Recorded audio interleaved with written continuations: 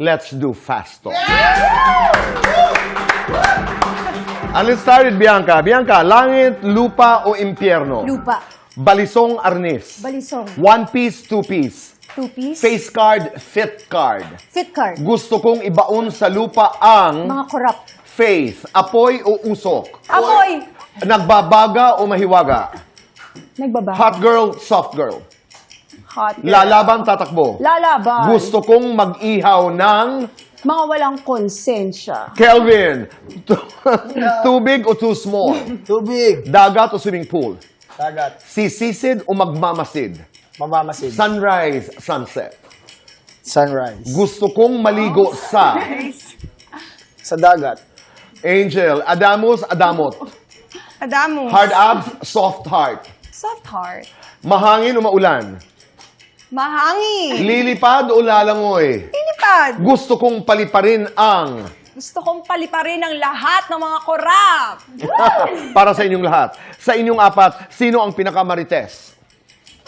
O hindi ako. O talaga. Ikaw. Sino ang pinakamaraming hanash? Ito. Kelvin. Sino ang pinakamaraming kachat? Ito. Pinakamaingay sa GC? Wala. Baka ako na lang. Laging, Ako na lang kasi walang sumasagot. laging scene zone sa GC? Ako. Ako. Nagsisin. Okay, sabay-sabay tayo. Lights on or lights off? Lights on. Obo, lahat. Happiness or chocolates? Both. Happiness. Best time for happiness? All day. After lunch.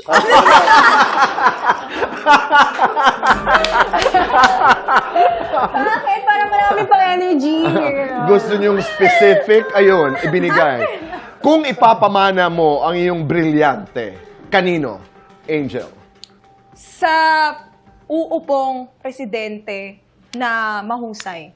Para magkaroon ng magandang purpose yung brilyante ng hangin. Adamus. Ipapamana ko na lang siguro kay Nunong Imaw. Wala ko maisip eh. Okay. Pero since niligtas ko naman yung buhay niya, Nunong Imaw, sa'yo na lang yung brilliant. Okay. Faith. Hindi ko siya ipapamana. Sa akin lang siya.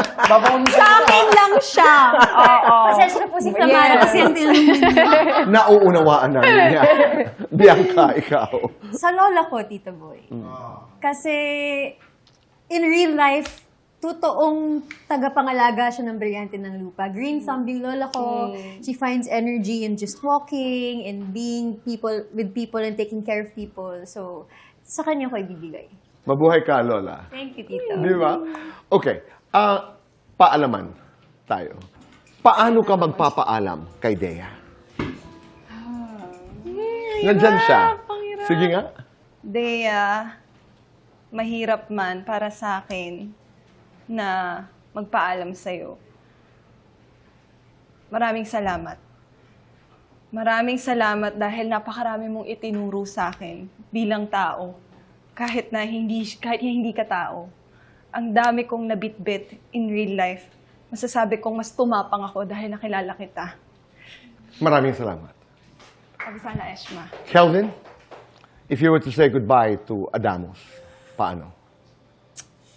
Alam mo, Adamos, ang hirap mo hanapin eh. Sa totoo lang, nahirapan ako bago ako makita kung sino ka talaga. Pero gusto ko rin magpasalamat sa'yo kasi alam mo, at higit na ikaw yung nakakakilala sa akin. Tinuruan mo akong maging matapang. And makasurvive sa kung anumang sitwasyon na kalalagyan ko. Salamat sa pain, salamat sa experience, salamat sa journey natin. At hindi ko kailangan magpaalam sa iyo kasi nandito ka lang palagi sa puso at isip ko. Salamat sa iyo.